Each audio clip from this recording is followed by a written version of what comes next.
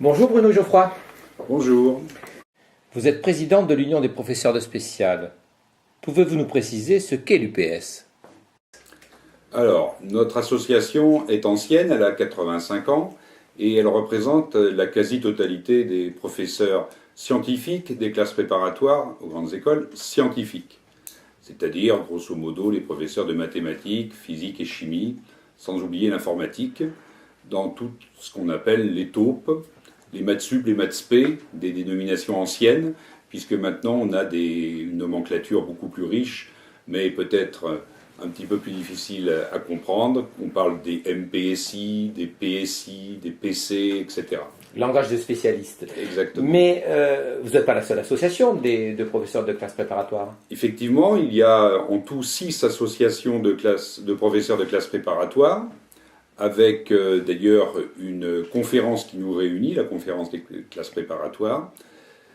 Simplement, il se trouve que l'UPS représente la moitié de l'ensemble des professeurs de classe préparatoire. Nous avons un taux de pénétration qui est extraordinaire, et j'ai la faiblesse de croire que c'est parce qu'on rend quelques menus services à nos adhérents, et par là, à tout le service public des classes préparatoires. Très bien. Madame Salima Assa, présidente de l'Agence pour la cohésion sociale et l'égalité des chances, a remis le 20 mars dernier un rapport au ministre de l'Enseignement supérieur et de la Recherche. Vous avez décidé de vous exprimer sur ce rapport que vous jugez très instructif et encourageant pour les CPGE. Mais que dit ce rapport qui justifie votre communication? Alors, c'est encourageant pour les CPGE si vous voulez, mais ce n'est pas notre but. Notre but est de faire venir en classe préparatoire des jeunes qui n'auraient pas eu l'idée d'y venir parce que dans leur culture, ce n'était pas évident, parce que leurs professeurs ne les avaient peut-être pas nécessairement incités à le faire, parce qu'ils n'avaient pas d'exemple autour d'eux. Et donc, grâce à ce rapport, on se rend compte que des efforts ont été entrepris et d'autres vont être faits, et nous sommes prêts à y participer, pour faire venir des jeunes filles, pour faire venir des jeunes d'horizons les plus divers qu'ils soient. Il y a maintenant des classes préparatoires pour quasiment tous les bacs possibles et imaginables. Les bacs professionnels commencent même à avoir quelques débouchés en classe préparatoire, alors adaptés, on leur fait faire 3 ans au lieu de 2, mais des exemples existent déjà, et donc on a ici possibilité de faire réussir au plus haut niveau des tas de jeunes qui n'auraient peut-être pas pensé à utiliser cette formation qui débouche sur les plus grandes écoles, comme sur des écoles de niveau plus moyen, mais tout à fait efficaces aussi. Les jeunes qui rentrent en classe préparatoire, en tous les cas pour les scientifiques, sont assurés d'avoir un débouché dans une école d'ingénieurs. Oui, ce que dit ce rapport, c'est que la source de la sous-représentation des catégories socio-professionnelles intermédiaires en classe préparatoire aux grandes écoles est plutôt due à la distillation des classes sociales par le collège et le secondaire vers différentes filières, générales ou technologiques notamment. Mais alors, est-ce que ça signifie que l'idée selon laquelle les CPGE pourraient constituer des structures discriminatoires, discriminantes, est fausse? Est-ce que cette idée est fausse? Alors effectivement, si on regarde l'évolution des pourcentages des CSP- tout au long de la scolarité au collège puis au lycée et ensuite dans l'enseignement supérieur, on se rend compte qu'il y a toujours une marche à monter pour entrer en classe préparatoire, mais qui n'est pas plus élevée que toutes les autres. Le gros de la distillation, si on reprend le terme de ce rapport, est effectivement fait avant le bac. On voit même, avec des chiffres qui sont sortis la suite à une inspection générale très récemment, qu'en classe préparatoire, le différentiel, alors je connais le chiffre pour les boursiers, entre boursiers et non-boursiers, qui est de 2 points sur 20 au niveau du bac, eh bien n'est plus que d'1 point sur 20 aux écrits des concours, et même plus que d'un demi-point sur 20 à l'issue des oraux. Ce qui veut dire que les classes préparatoires et le système des concours a finalement contrebalancé cette différence qu'il y avait entre boursiers et non-boursiers. Il y a une raison à ça peut-être, c'est qu'assez souvent, en classe préparatoire, on reprend à zéro. Pas tout à fait, mais les mathématiques, la physique et même le français ou l'anglais avec des œuvres au programme, Ce qui fait que le background culturel a moins d'impact sur les résultats des étudiants. Si on regarde un petit peu ce qui se passe dans les classes préparatoires grandes écoles, ces classes préparatoires fonctionnent essentiellement dans des lycées, enfin, généralement dans des lycées. La rentrée scolaire est la même pour les classes préparatoires que pour les classes terminales ou pour les autres classes. L'année scolaire est remplie, mais il semblerait on effraie un petit peu les élèves en disant attention, attention, les classes préparatoires, il y a beaucoup de travail. Comment interpréter cela ? Alors, ce serait mentir aux jeunes que de leur dire qu'ils peuvent réussir à monter, disons, à Bac+2 sans travailler, quelle que soit la formation qui suivra. Simplement, ce travail, chacun en décidera autrement, hein, mais ce travail doit être fait de manière organisée ou indépendante, suivant la mentalité, les capacités, la maturité de chacun. Un élève brillant en terminale, vous pouvez le mettre n'importe où, il va réussir partout.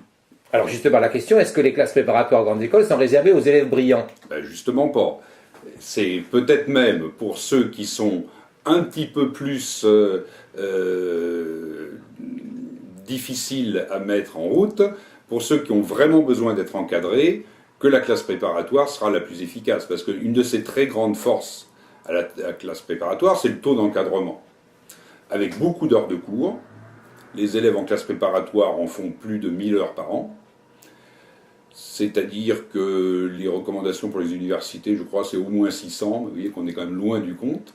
Ça veut dire que s'ils ont beaucoup de cours, ils ont un taux d'encadrement, comme vous dites, important, voilà. Et ils ont une présence du professeur voilà. Pendant leur scolarité qui est importante. Tout à fait. Et le deuxième avantage des classes préparatoires, c'est qu'il n'y a qu'un seul professeur par classe, pour les matières principales.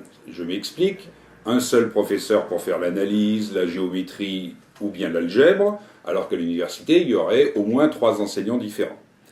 La rentrée se fait, comme vous l'avez dit tout à l'heure, au début du mois de septembre. On peut, sans mentir, dire que 15 jours plus tard, à mi-septembre, le professeur connaît par cœur ses élèves. Parce que celui-ci, si la classe n'a qu'un professeur, eh bien le professeur, lui aussi, n'a qu'une classe. Donc il connaît très vite, très bien ses élèves, et est tout à fait capable de les encadrer au mieux. Ceux qui ont besoin d'un petit coup de pouce, il y a les heures d'interrogation orale qui sont là pour ça, par exemple, surtout en début de première année. Le professeur ne va pas les assassiner à leur poser des questions et puis ne pas leur donner des réponses. C'est quasiment des cours particuliers qui vont être donnés aux étudiants quand il s'agit de les aider. Ceux qui sont plus débrouillards, évidemment, on peut essayer de les emmener plus loin, plus vite, plus haut. Mais ceux qui ont besoin d'un coup de pouce au démarrage, ils vont l'avoir à tous les coups. Mais vous ne pensez pas qu'on peut trouver sa classe préparatoire comme on trouve chaussure à son pied? C'est-à-dire qu'en fait, il y a autant de différentes classes préparatoires qu'il y a de lycées sur lesquels tel type de préparation est priorisé ici et tel autre priorisé à tel autre endroit? Oui, je reçois souvent des demandes de la part de futurs étudiants, voire de leurs parents, comment faire pour aller dans la meilleure classe préparatoire possible. Et je leur réponds toujours, c'est vrai qu'il y a une hiérarchie de fait entre les classes préparatoires. Quand on se rappelle quand même que le programme est national et que les concours sont anonymes, c'est peut-être pas nécessaire non plus de se forcer à faire 2 heures de transport le matin et 2 heures de transport le soir pour aller dans une classe soi-disant de meilleure réputation. Et puis la personnalité du jeune va compter évidemment beaucoup. Et je pose à chaque fois en retour la question suivante. Est-ce que vous-même ou votre enfant sera plus à l'aise dans une classe d'excellents élèves, mais quitte à être lui-même dans les derniers? Parce que si vous prenez les meilleurs des classes terminales de France et que vous les mettez ensemble, ça paraît évident, mais au premier contrôle, il y en a un quand même qui aura la plus mauvaise note de tous. Totalement. Et celui-là va tomber de très très haut. Alors qu'il est quand même excellent. Il va le rester, il va certainement avoir une excellente école derrière. Mais psychologiquement, s'il n'a pas été préparé à ça, ça va être dur pour lui. C'est pour ça que parfois, il y a des déçus des classes préparatoires. Peut-être ce jeune-là, parce qu'il était psychologiquement pas préparé, il aurait mieux fait d'aller dans une classe préparatoire un peu plus ordinaire, un peu plus moyenne, où il aurait pu être en tête de classe et réussir avec le sourire. Mais on peut aussi aller en classe préparatoire aux grandes écoles pour ne pas rentrer dans une école supérieure par la suite. On peut aussi, je sais pas, se destiner à l'enseignement et passer une agrégation de physique ou de chimie après. C'est Tout à fait possible. Et en ayant fait l'ensemble du programme de mathématiques, de physique et de chimie sur ces deux années de formation. Dans ma classe, j'ai chaque année un étudiant ou deux qui décide, après avoir été reçu dans pas mal d'écoles très intéressantes, d'aller plutôt à l'université parce qu'il veut se spécialiser d'urgence, ne faire plus que des maths ou plus que de la physique. Et effectivement, à ce moment-là, il réussira très bien. Alors évidemment, l'idéal, c'est de rentrer dans une école normale supérieure pour cela, mais ils n'y arrivent pas toujours. Celui qui veut absolument être chercheur ou enseignant dans une discipline et une seule, et non pas ingénieur, eh bien, il va réussir de manière excellente en allant à l'université. L'orientation vers l'université n'est pas une orientation par échec, loin de là. Alors, parlons des sciences. Vous défendez l'idée qu'un nombre plus important de jeunes se destinent à des études scientifiques. Mais le pays manque-t-il à ce point de scientifiques, d'ingénieurs, de techniciens ? Alors le chiffre qu'on nous sort tout le temps, c'est qu'il nous faudrait 40 000 ingénieurs, pour ne parler que d'eux. 40 000 ingénieurs quand on en forme 28 000 seulement. Un chiffre a été cité par le ministre Châtel cette année en pourcentage.